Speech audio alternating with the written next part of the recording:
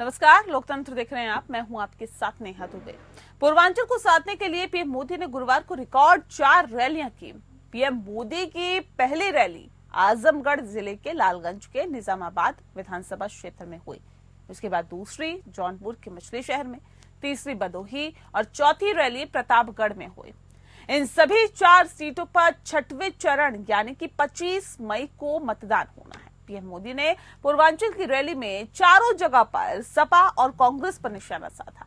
PM Modi ने सपा और कांग्रेस को राम मंदिर पर घेरा तो धर्म के आधार पर मुस्लिमों को आरक्षण और ओबीसी का हक छीनने का आरोप भी लगाया।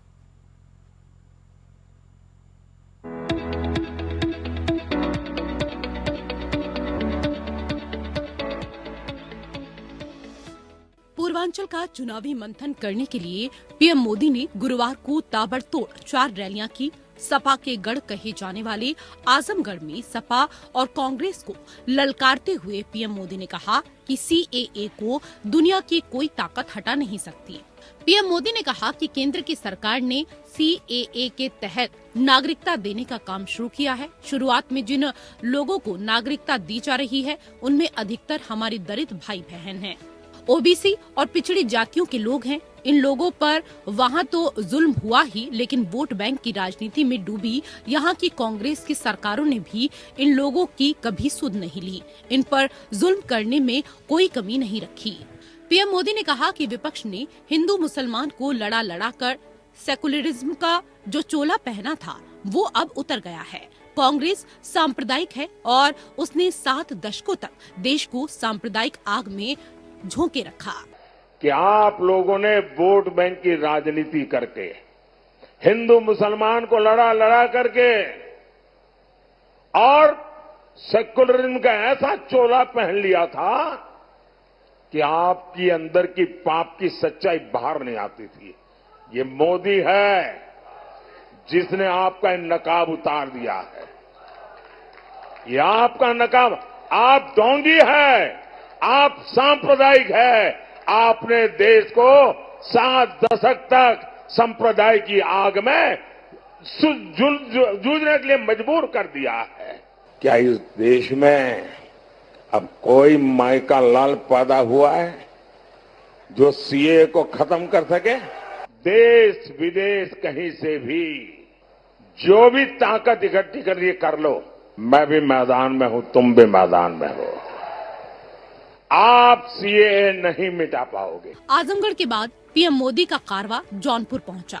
जौनपुर के मछली शहर में पीएम मोदी ने सपा और कांग्रेस को राम मंदिर पर घेरा तो धर्म के आधार पर मुस्लिमों को आरक्षण और ओबीसी का हक छीनने का आरोप लगाया। मेरे जीते जी ये ओबीसी का आरक्षण छीन पाएंगे क्या? मेरे जीते जी ये एससी का आरक्षण छीन पाएंगे क्या? मेरे जीते जी एसटी का आरक्षण छीन पाएंगे क्या? भाइयों बहनों, मैं जिंदा हूं ना, तब तक मैं इनको ये राजनीति नहीं करने दूंगा। पूरा देश खुश है, दुनिया में रहने वाला हर हिंदुस्तानी खुश है, लेकिन ये परिवारवादी गालियां दे रहे हैं, गालियां। सपा के शहजादे, उनके एक चाचा, वो तो राम मंदिर को कहते हैं बेकार है, बेकार। ये सपा के शहजादे काशी का मजाक उड़ाते हैं। साथियों, अपने वोट बैंक को खुश करने के लिए ये लोग हर हद पार कर रहे हैं। कालीन नगरी भदोही और प्रतापगढ़ में भी पीएम मोदी के निशाने पर एक बार फिर सपा और कांग्रेस रहे। पीएम मोदी ने सपा को आतंकी संगठन सिमी का हितैषी बताया तो वहीं सपा कांग्रेस को राम मंदिर विरोधी और तुष्टीकरण समर्थक बताया।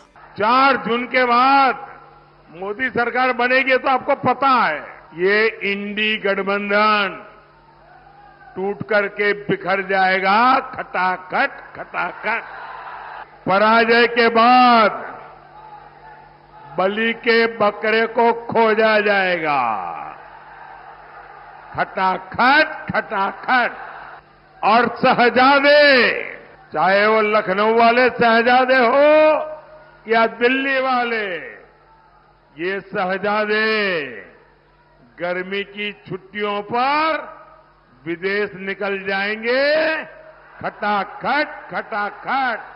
दरअसल छठे और सातवें चरण में पूर्वांचल में मतदान है। पीएम मोदी ने गुरुवार को जिन 4 लोकसभा सीटों में धुआंधार रैली की, वहां छठे चरण में 25 मई को वोटिंग है और उसके बाद पूर्वांचल के बाकी लोकसभा क्षेत्रों में 7वें चरण में 1 जून को मतदान होगा, जिसमें पीएम मोदी का संसदीय क्षेत्र वाराणसी भी शामिल है। पूर्वांचल में 26 लोकसभा सीटें हैं। इन सभी सीटों पर ओबीसी और दलितों का प्रभाव ज्यादा है। पिछड़ा इलाका होने के बावजूद पूर्वांचल में बिरादरी फर्स्ट, दल सेकंड और मुद्दा लास्ट है। जातियों में गुथी यहाँ की राजनीति में हर सवाल का जवाब जाति ही है, फिर चाहे रोजगार, आरक्षण, विकास या कोई दूसरा मुद्दा हो। पूर्वांचल पिछड़ी, अति पिछड़ी, सवर्ण, दलित और MY समीकरण का कॉकटेल है। पूर्वांचल में जीत हासिल करने के लिए बीजेपी ने अपनी तरफ से कोई कसर नहीं छोड़ी। अनुप्रिया पटेल की अपना दल एस लंबे समय से बीजेपी के साथ है। संजय निषाद की निषाद पार्टी भी बीजेपी को समर्थन दे रही है। इसके अलावा पिछले विधानसभा चुनाव में समाजवादी पार्टी के साथ मिलकर लड़ने वाले ओम प्रकाश राजभर भी बीजेपी के साथ हैं। पिछले लोकसभा चुनाव में यूपी के पूर्वांचल की 5 सीटों आजमगढ़, लालगंज, घोसी, गाजीपुर और जौनपुर में बीजेपी की सियासी व्यूह रचना नाकाम साबित हुई, लिहाजा पार्टी को हार का मुंह देखना पड़ा। ऐसे में अब की बार पूर्वांचल में हारी हुई 5 सीटों को जीतने के लिए पीएम मोदी ने गुरुवार को धुआंधार चुनावी प्रचार किया। वहीं पूर्वांचल में अपने दुर्ग में सपा शुक्रवार 17 मई को इंडिया गठबंधन की रैली कर रही है। सपा आजमगढ़ में रैली के जरिए पूर्वांचल को साधने की तैयारी में है। इंडिया गठबंधन की रैली में राहुल, ममता और केजरीवाल के साथ ही तमिलनाडु के मुख्यमंत्री MK स्टालिन, जम्मू कश्मीर के पूर्व मुख्यमंत्री और नेशनल कॉन्फ्रेंस के नेता फारूक अब्दुल्ला जैसे नेता शामिल होंगे। साफ है, पूर्वांचल के रण में एनडीए और विपक्षी गठबंधन इंडिया ने पूरा दम लगा दिया है। रैलियों की भरमार है, आरोप प्रत्यारोपों की बौछार है। अब देखना है कि मतदान के दिन जनता किसके साथ खड़ी होती है। Bureau report, APN। तो पूर्वांचल का रण बेहद दिलचस्प होगा, क्योंकि पूर्वांचल में पीएम मोदी की 4 रिकॉर्ड रैलियां यहां पर हुई है। आजमगढ़, जौनपुर, भदोही, प्रतापगढ़ में उन्होंने रैली की, जनसभा को संबोधित किया, अपने पक्ष में माहौल बनाने की कोशिश यहां पर पीएम मोदी करते हुए नजर आए। छठे चरण यानी कि 25 मई को यहां पर मतदान होना है और सपा और कांग्रेस को पीएम मोदी ने निशाने पर लिया। इस विषय पे आज हम तफसील से चर्चा करेंगे और कोशिश करेंगे ये समझने की कि रैलियों के जरिए क्या वो माहौल बना पाए हैं पीएम, जिसकी कोशिशें लगातार बीजेपी की तरफ से की जा रही थी। इस पर चर्चा करने के लिए हमारे साथ शांत प्रकाश जाटव जी हैं, नेता हैं भारतीय जनता पार्टी के। बहुत स्वागत है आपका। हमारे साथ योगेंद्र सिंह जी जुड़ गए हैं, प्रवक्ता हैं कांग्रेस पार्टी के। आपका बहुत स्वागत है योगेंद्र जी। और पूजा मिश्रा जी हमारे साथ जुड़ गई हैं, प्रवक्ता हैं समाजवादी पार्टी की। पूजा जी, आपका भी बहुत स्वागत है। इस खास कार्यक्रम की शुरुआत शांत प्रकाश जाटव जी आपके साथ ही करते हैं। क्या लगता है कि पीएम मोदी की रैली क्या वो माहौल बना पाई है जो वाकई भारतीय जनता पार्टी को इस वक्त जरूरत है, या फिर वो बनाने की कोशिश कर रही है?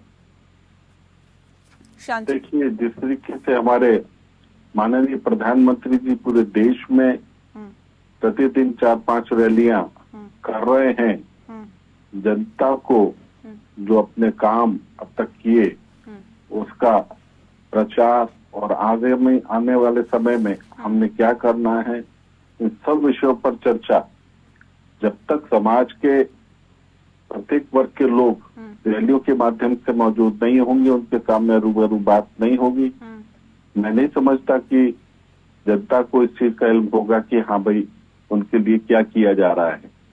इनफैक्ट क्या है, जिन लोगों को लाभ मिला वो तो है, मगर आगे आने वाले उन लोगों को जिनको अभी तक लाभ नहीं मिल पाया, वह लोग भी उत्साहित हैं कि जिस तरीके से लोगों को मकान मिल गए, जिन लोगों को जो है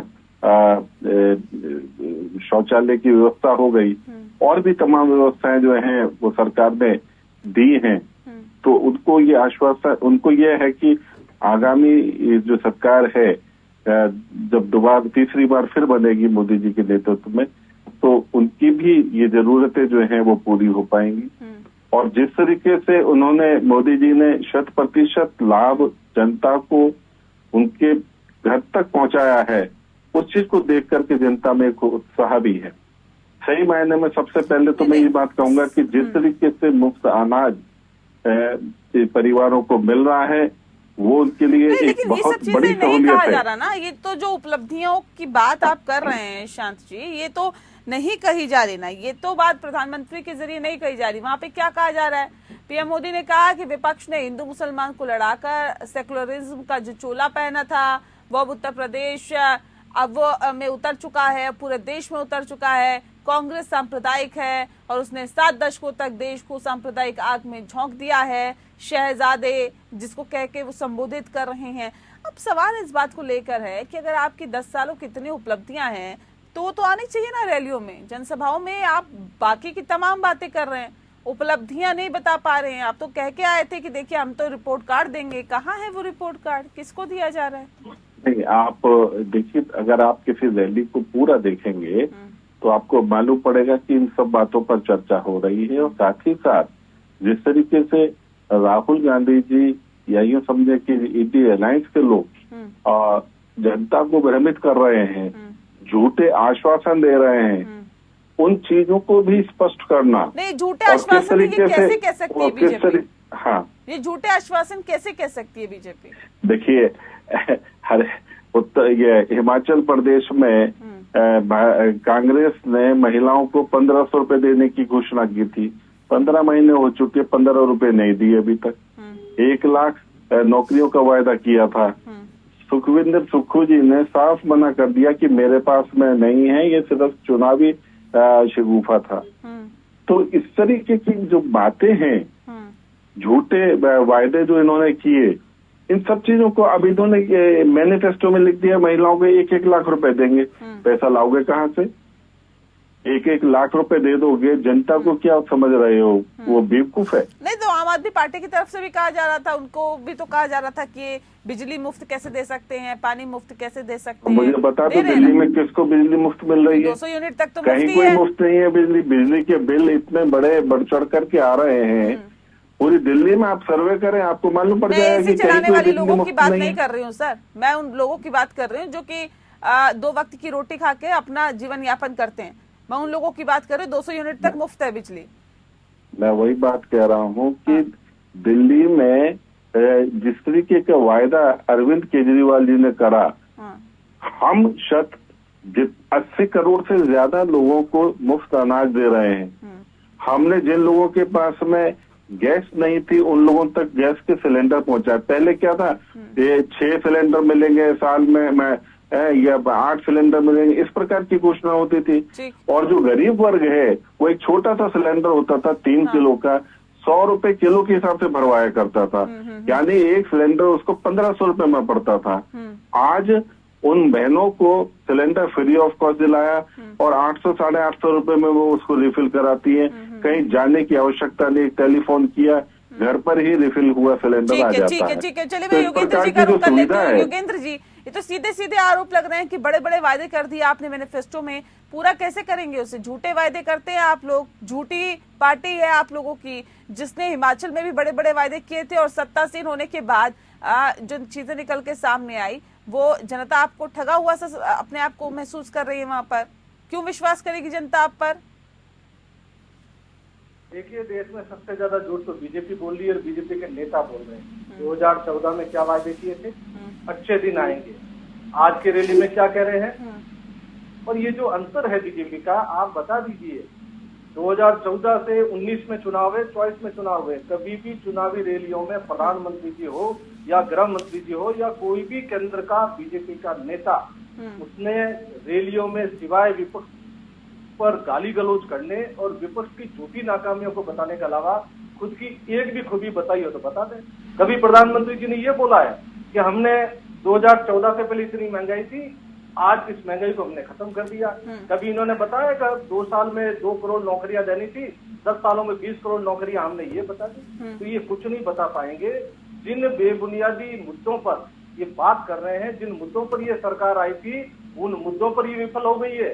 इसलिए इनके प्रधानमंत्री जी, इनके गृह मंत्री जी संवैधानिक पद का जो एक लेवल होता है उसको भी गिराते हुए, वो प्रधानमंत्री पूरे देश के हैं, भाजपा के नहीं है, लेकिन जब वो प्रचार में क्या बोलते हैं ये सब जनता देख रही है।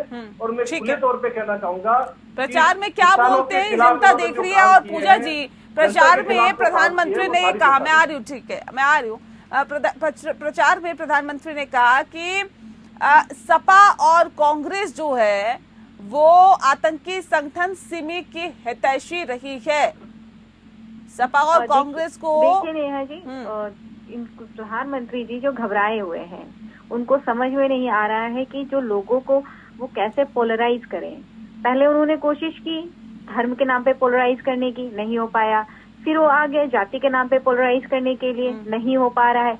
अब क्या करें, पाकिस्तान का नाम भी उन्होंने इसीलिए लिया था कि कहीं जो है हिंदुस्तान और पाकिस्तान करके पोलराइज कर लिया जाए, क्योंकि उनको पता है कि मुद्दों पे तो वोट पा ही नहीं सकते। वो कार्य नहीं किया हुआ है उन्होंने। कार्य जो कहते हैं ना कि हमने 90% जो है पूरा किया हुआ अपने मैनिफेस्टो का, ये उल्टा कहते हैं। इन्होंने 10% किया हुआ है और 90% छोड़ दिया हुआ है जो मैनिफेस्टो में कहा था, जिसके लिए जो चुनी गई थी सरकार। जब सरकार चुनी गई थी तो ऑब्वियसली जो है ये हिंदुस्तान पाकिस्तान पे नहीं चुनी गई थी, मंदिर मस्जिद पे नहीं चुनी गई। सरकार चुनी गई थी, जब लोगों ने सरकार चुनी थी तो इस मुद्दे पे चुना था कि रोजगार लाएंगे, महंगाई कम करेंगे, देश को तरक्की के पथ पर लेके जाएंगे। ये कार्य इन्होंने किया नहीं है। अब ये कह रहे हैं कि आतंकवाद के जो है साथ में, बताइए पुलवामा पे अटैक हुआ था, कौन आतंकवाद के साथ में था? अब इन सब मुद्दों पे जो है ये मुद्दों पे बात नहीं कर पाते, इसलिए जो है ये सारे मुद्दे उठा के लेके चले आ रहे हैं कि कहीं से कहीं पोलराइजेशन हो सके। पर नेहा जी, यहाँ पे ये जानना बहुत जरूरी है कि जो वोटर्स हैं वो, हालांकि जो है ये निराशाजनक है कि वोटर्स उस तरीके से टर्न अप नहीं हो रहे हैं जिस तरीके से होना चाहिए, पर फिर भी जो वोटर्स हैं जो वोट करने जा रहे हैं वो मुद्दे पे ही वोट कर रहे हैं, कोई मुद्दे से हटके वोट नहीं कर रहा है। अगर मुद्दे से हटके वोट कर रहे होते तो माननीय प्रधानमंत्री जी को इतना परेशान नहीं होना पड़ता कि पोलराइजेशन करें कि आज जो है ये मुद्दा उठाया, कल वो मुद्दा उठाया, परसों वो मुद्दा उठाया। नेहा जी, चिंताजनक तो ये है ना कि 10 साल इनकी सरकार रही है, तो ये अपना कार्य बताने के बजाय 10 साल पहले वाले सरकारों की जो ऊपर कटाक्ष कर रहे हैं, उन्होंने क्या नहीं किया उस पे चर्चा कर रहे हैं। ये चर्चा नहीं कर रहे कि हमने क्या किया हुआ है। और कह रहे हैं कि राम मंदिर विरोधी और तुष्टीकरण समर्थक आप लोगों को बता रहे हैं प्रधानमंत्री। नेहा जी देखिए, राम मंदिर विरोधी, राम मंदिर का विरोध कभी नहीं किया। हम इस चीज का विरोध करते हैं कि धर्म को राजनीति में राम सेवकों पे गोली किसने चलवाई थी? अब फिर आप जो है पुरानी लेके चले जाएंगे। नहीं, पुरानी कैसे लेके चले जाएंगे? उस पे जो भी देखा, वो दाग मिट जाएंगे जो क्या? भी कार्रवाई होनी थी, जो भी कार्रवाई होनी थी वो हुआ। ऐसा तो है नहीं कि वो ऐसे रह गया। उस पे जो क्या कार्रवाई होनी थी, क्या हुआ? जिसकी जान जानी थी चली गई ना, जो दाग आप पे लगने थे वो लगे। किसकी सरकार थी उस बात को तो सोचना होगा ना पूजा जी। चलिए, आवाज वहां तक नहीं पहुंच पा रही है, डिस्कनेक्ट हो गया फोन। एक बार फिर से हम जोड़ते हैं। लेकिन शांत जी, सवाल इस बात को लेकर भी है सर, जो हालात और जो स्थितियां हैं, देखिए सीधे सीधे विपक्ष भी अब ये आरोप लगा रहा है कि आप बात राम मंदिर की कर रहे हैं, आप तुष्टीकरण की कर रहे हैं, आप सेकुलरिज्म की कर रहे हैं, लेकिन बात उनकी करिए ना कि हमने कितने रोजगार देने की बात आपको की थी, कितने हमने रोजगार दिए। अगर आप कहते कि आत्मनिर्भर बनाया, तो आत्मनिर्भर बनाना रोजगार देना नहीं होता है। नौकरियां कितनी दी आपने ये बताइए, और कितने का वादा करके आप आए थे? आप एक चीज देखें, देश के अंदर आपको सड़कें बनी वो दिखाई दे रही हैं, वो आसमान से तो तकते नहीं आई, उन्होंने तो आसमानी लोगों ने तो नहीं बनाया। नहीं, उन सड़कों का निर्माण तो आदमी ने ही किया ना। शांत प्रकाश जी, शहरों पे कार्य कर रहे हैं। गांव, कभी ग्रामीण क्षेत्र में जाइए तो सही, आपको पता चले गाड़ियां चल नहीं पाती हैं। अगर इंसान गिर जाए बाइक से तो उसको कितनी चोटें हैं कोई अंदाजा नहीं है। सड़कें इस कदर नहीं है। लीजिए, कह रहे हैं सड़कें हैं नहीं, आप कह रहे हैं सड़कें बना दी हमने। नहीं, आप मुझे बताएं बनाई कि नहीं बनाई। आप कहीं भी पूरे भारत में इंफ्रास्ट्रक्चर के क्षेत्र में नितिन गडकरी ने अच्छा काम किया, इसमें कोई दो राय नहीं है, लेकिन दो राय नहीं है तो क्या उन्होंने जो काम करा उस इंफ्रास्ट्रक्चर को कोई आसमान से लोगों ने आकर के जो है ना उसको निर्मित किया क्या? तो आप कहना क्या चाहते हैं कि हम जो रोड बना देंगे, राम मंदिर बन जाएगा तो हम नौकरियां नहीं देंगे, महंगाई कम नहीं करेंगे, बेरोजगारी नहीं घटाएंगे, हम ये सारी चीजें नहीं करेंगे? आप क्या कहना चाहते हैं कि अगर हमने 3 कार्य कर दिया तो हम बाकी के जो है 7 कार्य नहीं करेंगे? सुने मेरी मतलब बात, साफ अपने साफ काम बताइए पर ना बोलो। कि आप क्या साफ कार्य करेंगे कि नहीं करेंगे। आप इतनी देर आप से जब अपने बात किए काम तब पर आपने बोले, कार्य नहीं गिनाए। या फिर जब आप मुझे आप इस चीज कहते हैं कि मुलायम सिंह क्योंकि यादव आप जी ने बिल्कुल- 4 सेवकों को जो मारा था, उस पे और कार्रवाई बाद नहीं में हुई। ये कहा था कि उस अगर पे कार्रवाई 2 नहीं हुई। लाख चाहे गोधरा और कांड 4 ही देख सेवकों लीजिए, को मारने गोधरा की कांड पे भी आवश्यकता जो है पड़ी तो कार्रवाई मैं हुई, उसका मारूंगा। रिजल्ट है, ये बात परिणाम क्यों आया। बोले थे? मुझे ये बताएं जो है, मुलायम जो सिंह ये यादव जी, बताइए ना, आप समाजवादी जब आप पार्टी बात की कर रहे हो तो प्रवक्ता चार है सेवकों की, तब और आप गोधरा समाजवादी कांड की की बात प्रवक्ता करिए। की दोनों हैसियत से पुरानी सिर्फ ये बातें हैं और बताएं दोनों पे जो है कि उन्होंने जजमेंट भी आए हुए राम हैं। सेवकों को क्यों मारा था? दोनों पुरानी बातें हैं, गोधरा नहीं, कांड पुरानी और बात जो कह है- के आप अपनी बात हिस्ट्री पुरानी नहीं नहीं कर है, सकते। आपको ये बताना है। नहीं, मुझे नहीं, ये आप गलत बात है। कि क्यों ये मरवाया था पुरानी उन्होंने बात क्या राम होती सेवकों है? को? पुरानी और बात फिर क्या जिस होती वक्त है? में प्राण अगर आप प्रतिष्ठा गोधरा का की बात समय आया, करते तो वो उस पुरानी नहीं वक्त में होती। क्यों? कांग्रेस गोली ने चलाई विरोध थी, किया वो और भी आप बताते कांग्रेस के ऑफिसर कि मैंने साथ ऑर्डर में दिया हुआ था समर्थन में डीजीपी खड़े हुए साहब हैं। से। जो वहाँ पे आप में ऑफिसर से थे उन्होंने कोई ऑर्डर भी दिया हुआ था। राम मंदिर के किसी भी प्राण प्रतिष्ठा के कार्यक्रम में न्योता देने के बावजूद नहीं आए, बल्कि आपने तो उसका विरोध किया। चारों शंकराचार्य भी आपके नहीं आए। नेता जो चारों हैं शंकराचार्य वो भी नहीं है, तो क्या वो हिंदू भी हिंदू धर्म विरोधी को है? हमेशा हिंदू धर्म के चारों उल्टा सीधा शंकराचार्य बोलते भी नहीं रहे। आए थे। आपने तो क्या वो उसका भी विरोध कभी हिंदू नहीं किया। विरोधी है? देखिए, अगर आपके आपके नेता जो है, आपके पदाधिकारी, उन्होंने प्रभु राम का अपमान किया, उन्होंने हिंदू धर्म का अपमान किया। आपने एक शब्द भी उनके खिलाफ नहीं बोला। मतलब है कि आप जो है चारों इसका जवाब दें आप मुझे। हिंदू का, जो हमारे हिंदू धर्म के चारों शंकराचार्य हैं, आप कह रहे हैं कि वो नहीं गए, तो वो भी अपमान कर रहे हैं हिंदू धर्म का। आप मुझे अपनी पार्टी की बात कहें, उनको तो मैं देखेंगे, उसके बारे में तो वो बात की बात है। आप मुझे अपनी पार्टी के बारे में बताएं कि आपकी पार्टी जो है वो राम सेवकों को मारेंगे और मारेंगे, ये बात कह रहे हैं। और फिर ये बात राहुल गांधी जी ने साफ कहा कि हम सरकार में आएंगे तो एक सुपर कमीशन बनाएंगे और उसके बाद में जो हमने घोषणा की, जो है ना राम मंदिर का जो निर्णय आया, उस निर्णय को हम पलट देंगे। कांग्रेस से निकल चुका है, आप उसके साथ में हैं। आप क्या क्या करके जो है ना देश की जनता के बीच में जा रहे हैं। कौन से फैसले पलट देंगे योगेंद्र जी? कौन से फैसले पलट देंगे सर? देशवासियों को अपमानित कर सरकार रहे में हैं, आएंगे हिंदू तो ये धर्म का बता रहे हैं, डरा रहे हैं सनातन लोगों धर्म का को। अपमान नहीं, कर रहे पूजा हैं। जी मैं आ रही हूँ, पूजा जी आ रही है एक सेकेंड। जिस बात का जिक्र अभी शांति जी कर रहे हैं, कौन कौन से फैसले आप लोग बदल देंगे, पलट देंगे योगेंद्र जी? हम तो वो काम करेंगे जो बीजेपी 10 सालों से करती नहीं आई है। महंगाई आज चरम पे है, महंगाई को कम करना, बेरोजगारी, किसान, एमएसपी और जो मूलभूत आवश्यकता है जनता के लिए, जो जनता परेशान हो रही है 10 साल से। नहीं, जिसका जिक्र अभी शांति जी कर रहे थे, उन सारे शांत प्रकाश कार्यों जी। को करेंगे जिससे जनता को नहीं, फायदा जिसका मिलेगा। जिक्र अभी किया जा रहा था, शांत प्रकाश जी कर रहे थे, उसका जिक्र करिए ना। देखिए, ये तो ऐसे बेबुनियादी मुद्दे लाते हैं, मुद्दों से भटकाने का काम बीजेपी। राहुल गांधी जी ने कहा, हम तो थोड़ी कहा ही कुछ। आप बताए ना, बचकानी बात करते हैं क्या राहुल गांधी? बता दीजिए आप। राहुल गांधी बचकानी बात करते हैं क्या? जो जिसको आप गिना सके। अब आप उन कामों को, नाकामियों को छुपाने के लिए बेबुनियादी मुद्दे आप सामने ला रहे हैं जिनका कोई अर्थ भी नहीं है। नहीं, तो राहुल गांधी बेबुनियाद मुद्दे उठाते हैं क्या? बोला ये बात तो राहुल गांधी जी बोल रहे हैं। राहुल गांधी जी क्या बोल रहे हैं? राहुल गांधी जी ने कहा कि मैं जैसे ही प्रधानमंत्री बनूंगा मैं सीए खत्म कर दूंगा। सीए जो है वो अल्पसंख्यक जो समाज के जो अल्पसंख्यक जो लोग हैं, जो दूसरे मुल्कों में हमारे वहां से यहाँ करके शरणार्थी के रूप में कई वर्षों से इंतजार में थे, उनको यहाँ पर नागरिकता मिल रही है, आप उसको पलट देंगे? देखिए, मतलब क्या चाहते हैं कानून 1900 आप धारा 370 जिसके बाद में आज आप कश्मीर में सुख और शांति है, आप उसको बदल देंगे? आप दोबारा बच्चों के हाथ में पत्थर देना चाहते हैं तो आप उसका राजनीतिक फायदा लेने के लिए उसको बदल देंगे? राहुल गांधी जी ने कहा सबसे पहले मैं जो है ना धारा 370 को बदल दूंगा। जनता महंगाई, तो ये आखिर बदल करके क्या चाहते हैं कि देश में अराजकता है? कर नहीं रहे और सीए की राजनीति। आप पत्रकारों के पास में बैठते हैं और राहुल गांधी जी सबसे पहले उसकी जाति पूछते हैं, और वो अगर प्रश्न पूछ ले तो कहते हैं कि ये भाजपा का है। जो युवा है वो रोजगार। राहुल गांधी जी आखिर चाहते क्या है, करना क्या चाहते हैं, कहना क्या चाहते हैं, ये तो बताओ ना आप मुझे। आप महंगाई खत्म कर देंगे, महंगाई खत्म कर देंगे बात कर रहे हैं। 2004 में हमने 32 रुपए लीटर पेट्रोल छोड़ा था, आपने 85 रुपए लीटर जो है ना पेट्रोल हमको जो है ना 2014 में पहुंचा दिया। एक समय आप बोल रहे थे तो आप जो है ना क्या इसे महंगाई कम करना कहते हैं क्या? प्रधानमंत्री वो क्या बोल रहे थे? तो रुपया कितना गिर गया? जिस तरीके की हरकतें कर रहे हैं आपके राहुल गांधी जी सारी प्रॉपर्टी का। ठीक है, तमाम बातचीत यहाँ पर हो रही थी। लेकिन मैं भूपेंद्र जी का रुख करूं और शांत कुमार जी के पास जाऊं उससे पहले योगेंद्र जी, सवाल इस बात को लेकर राहुल गांधी कह रहे हैं कि हम सत्ता में आएंगे तो खटाखट महंगाई को दूर कर देंगे। सर, कैसे खटाखट महंगाई दूर हो जाएगी? थोड़ा समझा दीजिए जनता को। जनता भी जानना चाहती है कि कांग्रेस को अगर सत्ता में लेके आएंगे तो कैसे महंगाई दूर कर देंगे आप?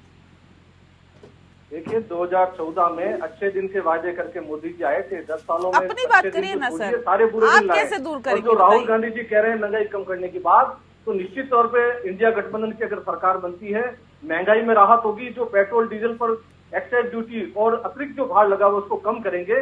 बेरोजगारी जो बढ़ रही है, युवाओं को रोजगार उत्पन्न करने के लिए कार्य करेंगे। किसानों के लिए जो एमएसपी का कानून 10 सालों से लटका हुआ है, आते ही सब कर देंगे। 2022 में आए दुगनी की बात करें। मैं तो ये समझना चाह रही हूँ, नहीं योगेंद्र जी, मैं तो ये समझना चाह रही हूँ, राहुल गांधी के पास ऐसी कौन सी जादू की छड़ी है कि आते ही वो ऐसा करके घुमाएंगे और एकदम से महंगाई जो है दूर हो जाएगी? मतलब मैं तो ये समझना चाह रही हूँ, खटाखट कैसे महंगाई दूर हो जाएगी? या बैंक अकाउंट में जो भेजने की बात कर रहे हैं उससे महंगाई दूर हो जाएगी? तो सरकार की जो कैबिनेट होती है वो आर्थिक आधार पर फैसले लेती है। तो उसी क्या आपको लग रहा है कि अभी आर्थिक आधार पर फैसले नहीं लिए जा रहे? आपको लग रहा है अभी फैसले लिए ही नहीं जा रहे आर्थिक आधार पे? मुझे बताइए, अगर 10 सालों में आर्थिक आधार पर अच्छे फैसले लिए जाते, कोरोना काल से देश ऐसे उभर गया, निरंतर महंगाई क्यों बढ़ती गई अगर फैसले लिए जाते थे? आप बताइए ना। क्यों पेट्रोल डीजल 100 के पार चला गया?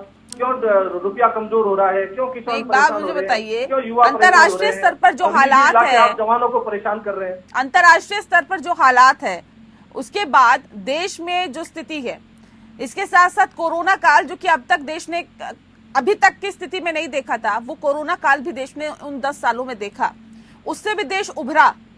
तो क्या आपको लगता है कि अगर भारतीय जनता पार्टी की सरकार नहीं होती, आप लोगों की सरकार होती, तो और बेहतर स्थिति होती? नहीं लगता आपको कि बीजेपी की सरकार ने बहुत अच्छे से निपटा उन तमाम चीजों से? जी बिल्कुल बेहतर स्थिति होती है। कोरोना तो अब आया है, 14 से 19 तक इनकी सरकार थी, क्या फैसले लिए इन्होंने? जनता ने इनको 10 साल दिए हैं और कोरोना में भी इनका जो मैनेजमेंट था वो पूरी तरह विफल था। अब कोरोना ढांचे के तहत कोरोना के बाद तो फिर सरकार बना ली ना इन्होंने, 19 में फिर सरकार बनाई थी सरकार। तो सांप्रदायिकता का जहर इनके द्वारा खोला गया, जो झूठे वायदे दिखाए गए, 14 में दिखाए गए, 19 में दिखाए गए, इस बार 24 में वो सारी बातें नहीं चलेगी। आप देख सकते हैं 2019 का वोटिंग प्रतिशत और 2024 का वोटिंग प्रतिशत। अब इनकी बातों पर जनता ध्यान नहीं दे रही है, जनता परेशान है 10 साल से इनके झूठे वायदों। ठीक है शांत प्रकाश जी, सवाल इस बात को लेकर, देखिए भले ही सरकार ना बना पा रहे हों, भले ही वो स्थिति भी ना हो कांग्रेस की कि एक विपक्ष में बैठने लायक स्थिति हो, विपक्ष के नेता लायक स्थिति हो इन 2 बार की चुनावों में, लेकिन फिर भी कह रहे हैं कि इस बार हम सरकार बनाएंगे और कह रहे हैं कि अगर हम सत्ता में आएंगे तो वो तमाम वादों को भी पूरा करेंगे जो फिलहाल मोदी सरकार नहीं कर रही है। देखिए, इन सब बातों से पहले इस एक बात और कही थी इन्होंने, पेट्रोल के दाम को लेकर के कंट्रोल करने की बात। इन्होंने जहां से हमारा पेट्रोल विदेशों से आता है वहां पर ऑयल बॉन्ड, पेट्रोलियम बॉन्ड जो है वो इशू किए, उनको पैसा नहीं दिया, भुगतान नहीं किया, और इतना बड़ा अमाउंट, ह्यूज अमाउंट था, 1.5 लाख करोड़ रुपया, जो पैसा हमारी यूपीए सरकार ने आकर के वो चुकाया, क्योंकि वो तो सारा का सारा उधार में ये पेट्रोल दे रहे थे। जो आज बात कर रहे हैं ना पेट्रोल के बारे में कि पेट्रोल के दामों पर ये बढ़ रहे हैं और इस प्रकार की बातें कर रहे हैं, इन्होंने तो सारा माल उधार दिया था। और उस वक्त में राफेल जब लेने परचेज करने की बात कही तो रक्षा मंत्री ने साफ मना कर दिया कि पैसा पेड़ों पर नहीं उगता। हालत इन्होंने ये कर दी थी और आज दुहाई दे रहे हैं कि हम बेहतर शासन देंगे। आप स्टैंड नहीं कर पाएंगे। मैं तो कह रहा हूँ कि कांग्रेस जो है अभी 35-40 कुछ सीटें हैं इनके पास में, मैं कह रहा हूँ कि ये डबल डिजिट में ये कांग्रेस कहीं मुझे नहीं दिखाई दे रही है। ना पेट्रोल डीजल को क्यों नहीं लेके आते आप लोग? क्या चीज? जीएसटी के दायरे में ले आइए। वो सब चीजें लाई जाएंगी, ऐसे थोड़ी आपके और मेरे कहने से लाई जाएंगी। पूरा एक सिस्टम होता है, उस तरीके से देश चलाया जाता है। वो सब मंत्रालय वो बैठे हुए हैं, जीएसटी काउंसिल की बैठक हुई थी सर। तो क्या आप एक बात बताएं, सुने, वो पैसा किसी प्रधानमंत्री जी की जेब में जा रहा है? वो हर चीज की जरूरत जिस वक्त में होगी तब होगा पूरा। मतलब आपको मगर लग रहा है आप कि ये देखें कि जो भारत ने पेट्रोल जो है ना उधार में नहीं लिया है, बल्कि जिन मुल्कों से लिया है उन मुल्कों को और ज्यादा कि हमारे पर लोड कम हो, तो हमने भारत में जो एथेनॉल जो है उसका उत्पादन करके पेट्रोल में बराबर मिक्स करना शुरू किया, ताकि हमारा पेट्रोल जो बाहर से आयात होता है उसमें कमी आए। तो आज हम उसको सॉल्वेंट को मिक्स करके जो है ना अपने ऊपर की निर्भरता बना रहे हैं। ठीक है, तो इस चलिए, तरीके तो वही से पेट्रोल हर और डीजल तरीके की को बात, अपनाया ठीक है, जा मैं रहा आती है, हूँ। जिससे कि देश में हाँ। बनी हुई चीजों का लाभ भी हो, जो चीजें हमारी फेंक दी या जला दी जाती है, बेकार कर दी जाती है, उसका सदुपयोग भी हो। तो ये सरकार सब तरीके से काम जीएसटी काउंसिल की बैठक ये हुई थी, विजन उसमें तमाम मुख्यमंत्री कांग्रेस आए के थे पास सर। में नहीं है, जीएसटी इंडिया काउंसिल अलायंस की के बैठक पास में हुई ये थी, विजन नहीं है। उसमें तमाम राज्यों के मुख्यमंत्री आए थे, लेकिन हैरानी की बात यह है कि एक भी मुख्यमंत्री इससे बात से सहमत नहीं थे कि जीएसटी के अंदर पेट्रोल और डीजल को लाया जाए, क्योंकि इससे राज्यों को भी हानि होगी और फिर दिक्कतें उनके लिए बढ़ेगी। लेकिन मुख्यमंत्री कोई राजी नहीं थे, आपकी पार्टी के भी, भारतीय जनता पार्टी के भी किसी मुख्यमंत्री ने ये नहीं कहा कि जीएसटी के अंदर पेट्रोल और डीजल को आना चाहिए। तो फिर इस तरह की बात करना, ये मुझे लगता है बेमानी होगी। जब हम पेट्रोल और डीजल की बात करते हैं तो उस और कदम उठाने की जरूरत है। जाहिर तौर पे आपके और मेरे कहने से चीजें नहीं चलेगी सर, आपके और मेरे कहने से चीजें नहीं चलेगी। ठीक है, इन सब चीजों को ध्यान में रख करके हमारी सरकार और तमाम तरीके के विकल्प निकाल रही है। हमने इलेक्ट्रिक व्हीकल शुरू कर दिए, हमने तो जो है ना बैटरी व्हीकल शुरू कर दिए, तो ऐसा नहीं है, हाइड्रोजन व्हीकल शुरू कर दिए। तो ऐसा नहीं है कि जो है ना किसी चीज का समाधान नहीं निकाला जाएगा, निकलेगा। मुश्किल से 2-2,500 व्हीकल हुआ करते थे इलेक्ट्रिक व्हीकल जो है ना कांग्रेस के टाइम में। आज के टाइम में हमारे पास में 8 लाख से ज्यादा व्हीकल है और वो लगातार उसमें इजाफा हो रहा है। ठीक है, भूपेंद्र कुमार जी, 92%, एक और मेरी बात सुने, 92% मोबाइल फोन हम विदेशों से आयात करते थे, आज हम 92% उत्पादन करके और बाहर भेज रहे हैं। ठीक है, ये एक जो विजन जिसको कहते हैं कि हमारी न्यू इंडिया का जिक्र जो प्रधानमंत्री न्यू इंडिया विजन जो है, और तमाम चीजों में हम प्रोडक्शन में जो है ना लगातार बढ़ रहे हैं और आगे बढ़ते रहेंगे। चलिए, भूपेंद्र कुमार जी, सर पूर्वांचल का खास तौर पे हम जिक्र कर रहे हैं क्योंकि देखिए पूर्वांचल में 4 रैलियां प्रधानमंत्री नरेंद्र मोदी ने की है। पूर्वांचल के ऐसे कौन से 4 मुद्दे बेहद अहम है जिसका बहुत ज्यादा असर आपको लगता है कि इन चुनावों में पड़ेगा, खासतौर पे पूर्वांचल में?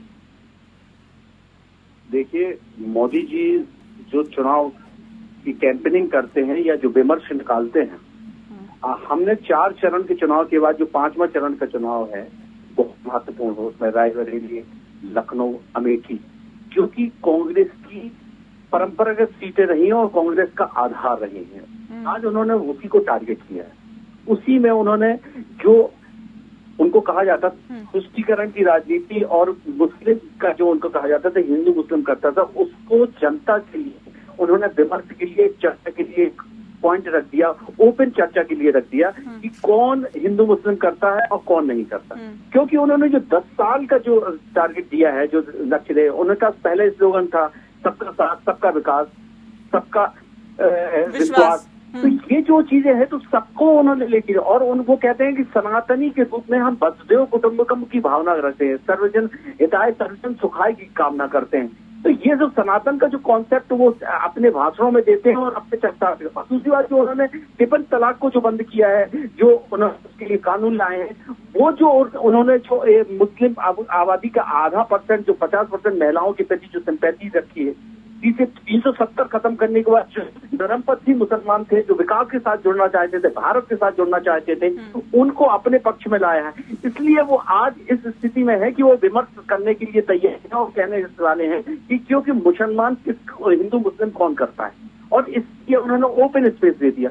उनका हर चीज पे गोल होता है कि कब उनको कौन सी बात कहना है। वो स्टडी करते हैं, शोध करते हैं, उन चीजों को जनता के बीच में लाने के लिए एक फोकस रखते हैं। नहीं, वो सब चीजें तो ठीक है सर, लेकिन वो जो वायदे करके आए थे कि 2022 तक जो किसानों की आय है वो 2 गुनी हो जाएगी, बेरोजगारों को रोजगार मिलेगा, गरीबी को हम दूर कर देंगे, हम कृषि के क्षेत्र में बहुत बेहतर काम करेंगे, तमाम तरह के वायदे जो करते हुए आए थे सत्ता में, उन पर कितना असर पड़ा?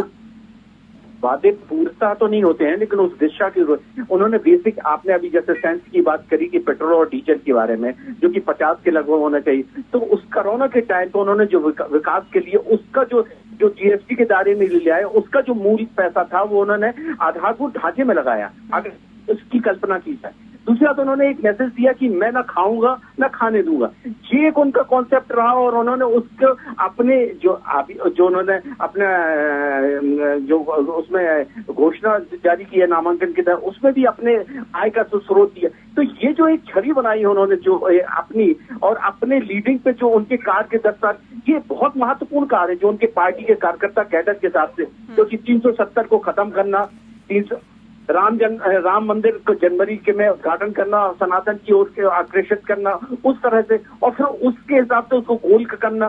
तो ये जो एक मेनू होता है, ये जो नैरेटिव बनाया गया है, एक छवि बनाई गई है भारतीय जनता पार्टी और खासतौर पर प्रधानमंत्री के जरिए अपनी खुद की बीजेपी की, योगेंद्र जी क्या लगता है कि उस नैरेटिव को, उस छवि को तोड़ना कांग्रेस के लिए बहुत ज्यादा चुनौतीपूर्ण नहीं है? क्या लगता है कि उस नैरेटिव को तोड़ पाएंगे आप लोग? क्योंकि 5 राज्यों के विधानसभा चुनाव जो अभी कुछ टाइम पहले हुए थे, वो तो ये इशारा कर रहे हैं, कुल मिला के उसे सेमीफाइनल के तौर पे ही देखा जा रहा था, वो तो इशारा कर रहे थे कि एक बार फिर से मोदी लहर है, भारतीय जनता पार्टी की लहर है, तो फिर लगता है कि वहां कहीं टिक पाओगे आप लोग?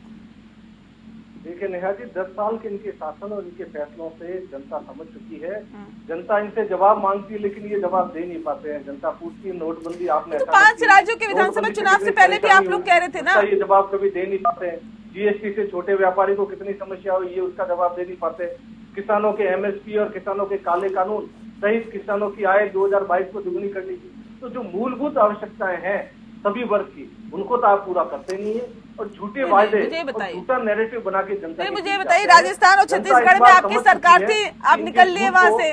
सुनिए, राजस्थान और छत्तीसगढ़ में आपकी सरकार थी, दोनों जगह से आप निकल लिए, आपने तेलंगाना में सरकार सिर्फ बनाई है, और चारों राज्यों में आपको हार का मुंह देखना पड़ा। अब सवाल इस बात को लेकर है, अगर आप ये कहते मोदी लहर नहीं है, बीजेपी की लहर नहीं है, नहीं लोग इनको पसंद करते, लोग इनसे ऊब चुके हैं, 10 सालों में इन्होंने सिर्फ जुमले किए, सब चीजें सही है मैं कह रही हूँ, लेकिन उसके बाद भी इनकी सरकार कैसे बन रही है अगर जनता पसंद नहीं करती? तो आप 4 राज्यों की बात कर रहे हैं। राजस्थान में कांग्रेस वहां 70 सीटों पे आई, वोट प्रतिशत कांग्रेस का बढ़ा, और आपको बता दूं अभी तक इनके जो भजनलाल जी मुख्यमंत्री हैं, जो पर्ची से निकले वो मुख्यमंत्री, लगभग 125 दिन हो गए, काम उन्होंने कुछ नहीं किया।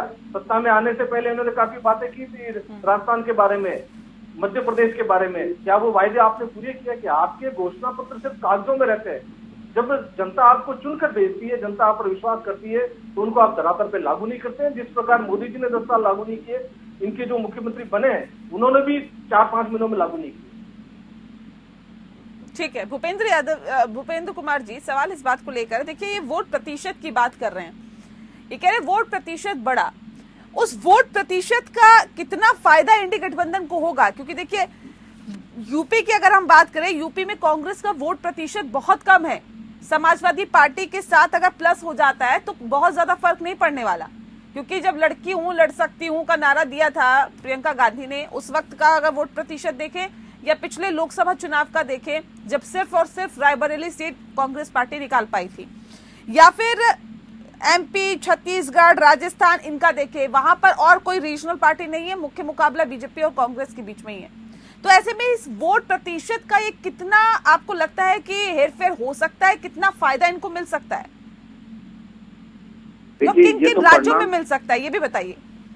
देखिए, परिणाम के साथ साथ जिस तरह से स्ट्रेटेजी बना रहे हैं, जैसे कि दूसरा, अगर केंद्र में प्रधानमंत्री के बाद दूसरा पद होता है तो उत्तर प्रदेश के मुख्यमंत्री का पद होता है, और उत्तर प्रदेश में 80 लोकसभा सीटें हैं, और ये सारे लोग जानते हैं कि हिंदी बेल्ट में अगर वहां से जाना है तो वहां से रास्ता जाता है। आप अगर इनकी पिछली बार की लोकसभा की सीटों की इस तरह से कैंपेनिंग देखें तो दोनों लोग कह रहे हैं, तो वहां पे सपा के जैसे आज प्रधानमंत्री ने कहा है कि दोनों शहंशाह, तो दोनों शहजादे, मतलब कि एक उत्तर प्रदेश के, एक दिल्ली प्रधानमंत्री के लिए, तो उन्होंने जो टारगेट बनाया है उस टारगेट के हिसाब से उनका कहना है 79 जीतना है, एक छोड़ के, और ये कह रहे हैं कि 80 जीत रहे हैं। लेकिन जो कैंपेनिंग देख रहे हैं अपन, जब हमारे संवाददाता जाते हैं, जब कवरेज करते हैं या जनता से आवाज लेते हैं, जब उनसे ओपिनियन लेते हैं, तो मैंने खुद देखा है कि 10 में से 9 लोग 8 लोग ये कह रहे हैं कि वो कैंडिडेट का अगर उसका रिप्लाई करता है तो वोट प्रतिशत तो निश्चित रूप से देखिए उनका घटा है, और घटने के बाद उत्तर प्रदेश में क्या स्थिति है कांग्रेस की, वो तो सपा के ऊपर उससे लड़ रही है। दूसरी बात, उनका तो मुख्य टारगेट है कि जो रायबरेली है वो भी छीनी जाए। और लगता है जिस हिसाब से मोदी जी कैंपेनिंग कर रहे हैं और जिस तरह से उनका जो अपना जो अभी उन्होंने जो 2 चरणों में प्रियंका जी ने जिस तरह से हिंदू मुस्लिम वाला जो उनके ऊपर टैग लगाने की कोशिश की थी, आज उन्होंने उसको फ्लैश आउट कर दिया पूरा, क्योंकि उन्होंने आज वो गेंद उन्हीं की पाले में उसकी तरह रिवर्स कर दिए। अब जनता के ऊपर ये है कि कौन कर रहा है ये। हमने तो कभी किसी मकान बनाने में या किसी भी मुद्रा लोन किसी भी योजना में किसी भेद नहीं किया। तो वो जो नरेटिव जो नया सेट हो रहा है इस समय, जो आज एक नई धारणा बन रही है, ये एक राजनीति के एक नया आयाम को सेट कर रही है। दूसरी बात जो आपने कहा कि वोट प्रतिशत का कांग्रेस के कैंडिडेट कहना, अभी देखिए जो 5 राज्यों में चुनाव हुए थे, तो जो हिमाचल में हुआ है, हिमाचल में बीजेपी का 1% वोट गया तो वो सरकार चली गई। तो वोट का इतना क्राइसिस हो गया, इतना मतलब न्यूनतम मापदंड है। और उसके लिए अब मध्य प्रदेश का अगर देखें तो मध्य प्रदेश के जो विधानसभा चुनाव हुए थे, उस विधानसभा में 4% की वोट गैनिंग हो गई उनके बीजेपी को, तो उनकी 168 सीटें हो गई। तो ये जो मामला है जो वोट प्रतिशत का है, तो 1% से ही सरकार बदल जाएगी। दूसरी बात, जो लोकसभा और विधानसभा के चुनाव दोनों अलग ही होते हैं। वहां पे लगभग 5 विधानसभा चुनाव होती है, एक लोकसभा, लगभग 10 लाख से ऊपर मतदाता होते हैं। उन मतदाताओं में जो नेशनल लेवल पे वोटिंग करते हैं, और ये चुनाव हम पूरा एक सेटिंग है, नैरेटिव है पूरा कि मोदी जी, ये मोदी की गारंटी, मोदी का विकास। और इन्होंने कहा कि हम देने के लिए कांग्रेस, फिर से मैं कहूंगा कि कांग्रेस सबसे ज्यादा दे रही है। आज उन्होंने कहा कि 5 किलो अनाज वो दे रहे थे, हम 10 किलो देंगे। ठीक, अब देखिए, लेकिन टेस्टेबिलिटी तो होनी चाहिए ना। व्यक्ति की जो डिलीवरी हो रही है वो मतदाता उसको किस पर टेस्ट कर रहा है, बात यहाँ ये है। और दूसरी बात, मैं आती हूँ श्याम प्रकाश जी, सवाल इस बात को लेकर भी है। देखिए कभी भी कोई भी सरकार रहती है, वो कंटिन्यू रहती है, तो एक एंटी इनकम्बेंसी फैक्टर भी रहता है, क्योंकि एक ये भी रहता है जनता की जनता ऊब चुकी है इस सरकार से, ऊबने वाला फैक्टर है। इसका मतलब ये नहीं होता कि मौजूदा सरकार काम नहीं कर रही या बेहतर काम नहीं कर पा रही, लेकिन जनता को ये लगने लगता है कि नहीं, दूसरे लोगों को मौका देना है। क्या लगता है कि इस वक्त, क्योंकि 10 साल तो हो गए, एंटी इनकम्बेंसी फैक्टर भी यहाँ पर हो सकता है, जो जनता ये सोचे कि नहीं अब मौका किसी और को देना है? देखिए, एंटी इनकम्बेंसी की बात बिल्कुल आपने ठीक कही है, मगर एंटी इनकम्बेंसी लागू की सूरत में होती है। लागू तब होती है जब सरकार काम ना कर रही हो और जनता जो है वो ये महसूस करे कि कुछ काम नहीं हो रहा है, इसलिए इसको बदल देना। अभी जनता को ये मालूम है कि तमाम काम अभी पेंडिंग पड़े हुए हैं, जो अभी पिछले 10 वर्ष में लगातार काम हो रहे हैं, परिणाम मिल रहे हैं, और आने वाले समय में इनको समय और दिया जाने की आवश्यकता है। अगर वो नहीं दिया समय तो इस देश का जो विकास जो चल रहा है वो रुक जाएगा। और यही कारण है कि हमने 2047 का जो विजन जो दिया है, वो जनता के सामने ये ध्यान में रख करके कि हम लगातार अनवरत काम कर रहे हैं, और हम इससे बेहतर काम करते हुए, चूंकि पहले हम जिस स्थिति में थे, आज 5वें नंबर की हम आर्थिक स्थिति बन चुके हैं, और आने वाले टाइम में हम 3रे नंबर पर पहुंच जाएंगे। और 2047 का जो विजन है वो दुनिया में हम उसमें अव्वल होंगे। इस तरीके का एक जो विजन है वो एंटी इनकम्बेंसी तो आने ही नहीं दे रहा कहीं पर भी दिमाग में। और दूसरा, जिस तरीके से काम लगातार अनवरत मोदी जी के नेतृत्व में चल रहा है, पूरे दुनिया में परचम, जिस तरीके से हम देख रहे हैं, तमाम युद्ध के समय में भी जिस गर्व के साथ में हमारे नागरिक जो है वहां से निकल करके आए, और हमारा झंडा पकड़ के दूसरे मुल्कों के भी, पाकिस्तान जैसे मुल्क के लोगों के बच्चों ने भी हमारा झंडा पकड़ करके तो वो बाहर निकल करके आए युद्ध क्षेत्र से। तो ये अपने आप में एक बहुत बड़ा गर्व और गौरव की बात है। जिस तरीके से आज प्रधानमंत्री मोदी जी और विदेश मंत्रालय सिर्फ टेलीफोन पर अपनी बातों को विदेश से मनवा रहे हैं, ये भारत की एक विदेश नीति के ऊपर बहुत अच्छा हमारा काम है और प्रभाव है। इस प्रकार का विजन लेकर के एक बहुत बेहतरीन तरीके से आज हम देश को चलते हुए देख रहे हैं और देश का हम जिस तरीके से रुतबा और रुआब जो है, देखिए हम किसी के डरने से डराने से डरते नहीं है। अभी कांग्रेस के हमारे नेता जो हैं मणिशंकर अय्यर कह रहे हैं कि पाकिस्तान के पास में बम है, तो हमने ये जो बम जो रख रखा वो काहे के लिए रख रखा है? तो आप उन्हें हमारे नागरिकों को डरा रहे कि उनके पास बम है? ये वो मुल्क है पाकिस्तान, ये वो मुल्क है जो भारत का जो नकली नोट बना करके वो अपनी आर्थिक स्थिति को सुदृढ़ किया हुआ था। हमने जिस तरीके से नोटबंदी करके उसकी कमर तोड़ दी, आज वहां पर भीख मांगने की स्थिति है। 400 रुपए किलो आटा बिक रहा है वहां पर, महंगाई है। अगर किसी को देखनी हो तो वहां जा करके देखें कि क्या हालत है। तो सही मायने में आज मोदी जी और उनका पूरा जो है जो विजन है उस देश के नागरिकों के लिए बहुत खूबसूरत विजन तैयार कर रहा है। और मैं समझता हूँ कि यूथ बहुत खुश है, उनको अच्छी नौकरियां मिल रही हैं। मेरे बच्चे 2014 में नौकरियां नहीं करते थे, आज ईश्वर की कृपा से और देश के अंदर जो व्यवस्था है उसकी वजह से बहुत अच्छे पैकेजेस में जो है ना नौकरियां कर रहे हैं। तो अगर आप में काम करने की क्षमता है तो आपके लिए सब जगह नौकरियां उपलब्ध हैं।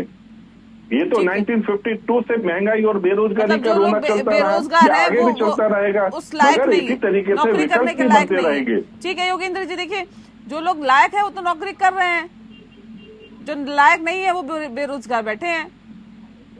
ये कैसी बात कर रहे हैं बीजेपी के साथी? ये नोटबंदी की अभी बात जिक्र कर रहे थे, तो नोटबंदी में कितना काला धन आया, कितना सफेद धन हुआ, इसके आप आंकड़े कभी भी भारत सरकार के किसी विभाग में जारी किए क्या? नोटबंदी में सिर्फ भारत की जनता, गरीब आदमी मारा गया, गरीब आदमी को परेशानी हुई, अर्थव्यवस्था गिरा। और आप बात कर रहे हैं रोजगार की, तो 2 करोड़ जो रोजगार थे वो बताइए ना आप, किस पैकेज में आप लेके जाएंगे, किसमें क्या करेंगे? सरकारी आंकड़े आप बता दीजिए कितने युवाओं को हमने रोजगार दिया। आपने तो जवानों के लिए अग्निवीर लाके उस रोजगार को भी खत्म कर दिया। कौन से रोजगार की आप बात कर रहे हैं? महंगाई के मुद्दे पर आप बोल नहीं पाते हैं। आप हमेशा पाकिस्तान की महंगाई को लेकर कर रहे हैं। वो पड़ोसी मुल्क है, उसका कुछ भी हो, लेकिन भारत में क्या हो रहा है?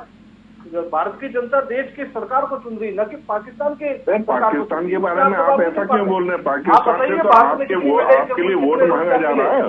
जीएसटी से फायदा क्या मिला? नोटबंदी से फायदा क्या हुआ? काले धन का आपने क्या किया?